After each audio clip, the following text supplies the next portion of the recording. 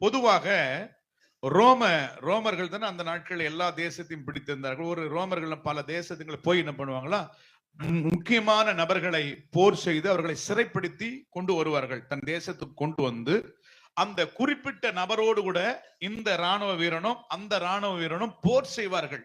ஏற்கனவே அவன் பிடிச்சு வர நொந்து போயிருப்பான்ல, இந்த ராணுவ இந்த தேசத்துல இந்த ரோம ராணுவ வீரனும் அந்த கைதியாக பிடிக்கப்பட்ட ராணுவ வீரனும் பிடிக்கப்பட்டு பப்ளிக்ல என்ன பண்ணுவாங்க, அவன் கையில ஒரு வாழை கொடுப்பான், இவன் கையில ஒரு வாழை கொடுப்பாங்க.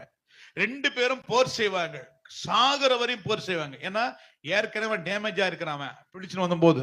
அப்ப என்ன பண்ண, இந்த ராணுவ வீரன் ரோம ராணுவ வீரன் ஃபைனலா பயங்கர ஃபைனல் நடக்கும். கடைசியில பிடிக்கப்பட்டு வந்த ராணுவ வீரன், அந்த வீரன் என்ன பண்ண, கீழே விழுவான். கீழே விழுந்த உடனே என்ன செய்வான் தெரியுமா, இந்த ராணுவ வீரன் அவன் மேல ஏறி நின்று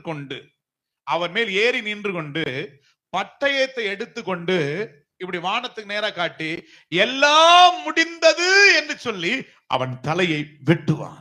ஆமென் சொல்லுங்களேன். இதுதான் இயேசு சிலுவையில எல்லா என்னை கொண்டு பிதா சொன்ன எல்லா தீர்க்க தரிசனங்களும் முடிந்தது. ஆமென் சொல்லுங்களேன்.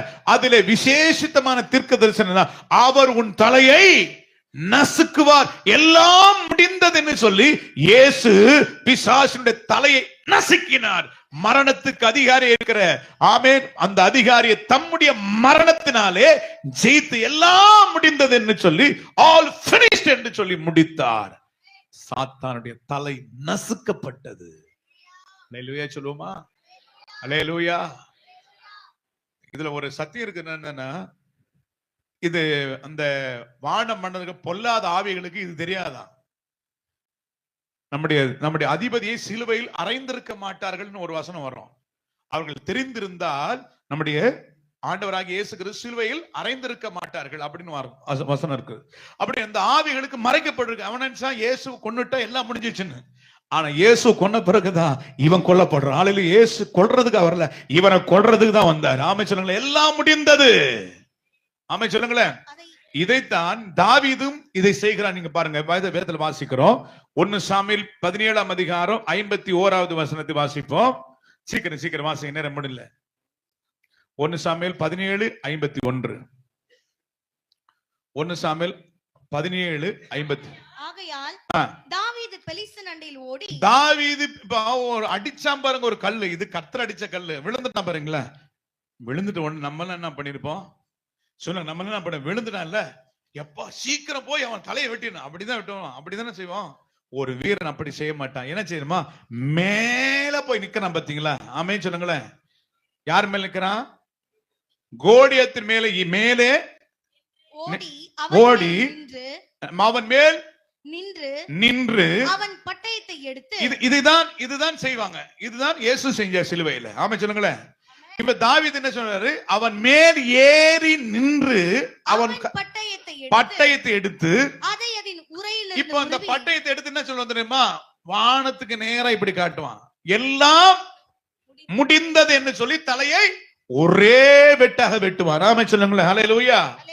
இதுதான் யோசுவாவின் புஸ்தகத்தில் நடக்குது. வாசிக்கிறோம், இந்த நடைமுறையில பாக்குறோம். யோசுவாவின் புஸ்தகம் 10ஆம் அதிகாரம் 24, 25, 26. சீக்கிரமாய் வாசியுங்கள். யோசுவாவின் புஸ்தகம் 10ஆம் அதிகாரம் 24, 25, 26.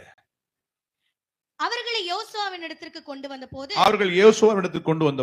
யோசுவா இஸ்ரவேல் மனுஷரை எல்லாம் அழைப்பித்து தன்னோட கூட வந்த யுத்த மனுஷரின் அதிபதிகளை நோக்கி, நீங்கள் கிட்ட வந்து உங்கள் கால்களை, இப்ப 5 ராஜாக்களை பிடிச்சிட்டாங்க. 5 ராஜாக்களை பிடிச்சு என்ன பண்றாங்க, நீங்கள் கிட்ட வந்து உங்கள் கால்களை இந்த ராஜாக்களுடைய கழுத்துகளின் மேல் வையுங்கள் என்று அவர்கள் கிட்ட வந்து தங்கள் கால்களை அவர்கள் கழுத்துகளின் மேல் வைத்தார்கள்.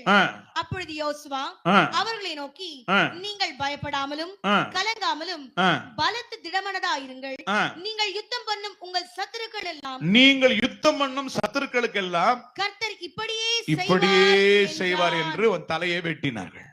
அவங்க என்ன பண்ணுவாங்க, கழுத்து மேல காலை வச்சுக்கிட்டு என்ன பண்ணுவாங்களா, பட்டயத்தை எடுத்து என்ன பண்ணுவாங்க, வானத்துக்கு நேராக நீட்டி எல்லாம் சொல்லுங்க, எல்லாம் முடிந்தது என்று சொல்லி தலையை வெட்டுவார்கள். 5 ராஜாக்களுடைய தலையை வெட்டினார்கள், தூக்கிலிட்டார்கள்.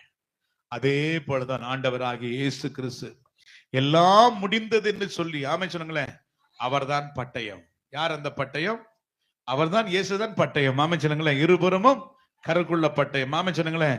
இயேசு சாத்தான் மேல் நின்று கொண்டு, ஆமென் சொல்லுங்களேன், அவன் தலையை நசுக்கி, ஆமென், எல்லாம் முடிந்தது. ஆமென் சொல்லுங்களேன். தீர்க்க தரிசனமும் முடிந்தது, சாத்தானுடைய தலையும் முடிந்தது. ஆமென் சொல்லுங்களேன். ஆமென் சொல்லுங்களேன். துரைத்தனங்களையும் அதிகாரங்களையும் வல்லமைகளையும் உரிந்து கொண்டு சிலுவையின் மேல் ஆணிடித்து, ஆமென் சொல்லுங்களேன், வெளியரங்கமாக்கி எல்லாவற்றின் மேலும் வெற்றி சிறந்தவராக, ஆமென் சொல்லுங்களேன்.